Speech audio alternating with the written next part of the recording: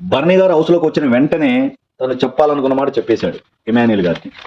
So కట్టప్పతో పోల్చాడు Emmanuel గారిని, కట్టప్పతో పోల్చిన Bharani garu. So వెన్నుపోటు జరిగింది కదా, సో ఎంతో బెస్ట్ ఫ్రెండ్ అని చెప్పేసి ఫస్ట్ నుంచి వాళ్ళిద్దరూ చాలా క్లోజ్గా ఉండేవాళ్ళు. పవర్ అస్త్రం ఉన్నా సరే ఇమాన్యుల్ గారు భరణి గారిని కాపాడలేదు, రాము గారిని కాపాడాడు. అంత ముందు రోజు రాత్రే భరణి గారికి డౌట్ వచ్చి అడిగాడు మన ఇమాన్యుల్ గారిని.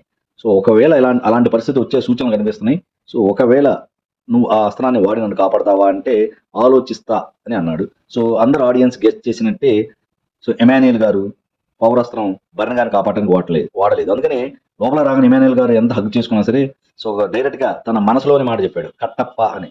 సో కట్టప్ప తెలుసు కదా, కట్టప్ప మన బాహుబలి అమరేంద్ర బాహుబలిని సో ఎలా వెన్నుపోటు పడిచావో అలా నువ్వు కూడా మిత్రద్రోహం చేశావని తన మనసులోని మాటను సెటైరల్ గా చెప్పాడు. సో మనసులో ఉంది భరణి గారికి, చూద్దాం. సో అనుకోకుండా భరణి గారికి కొంచెం గాయాలై హాస్పిటల్లో లో జాయిన్ అయ్యాడు. సో తిరిగి వస్తే మాత్రం అసలు విషయం బయటపడుతుంది. సో ఓవరాల్గా ఇమాన్యుల్ గారిని కట్టప్పతో పోల్చాడు. కొంచెం ఇమాన్యుల్ గారికి మాత్రం కొంచెం ఇబ్బందిగా ఫీల్ అయ్యాడు అన్నట్టు అనిపించింది ఆయన ఎక్స్ప్రెషన్స్ చూస్తే.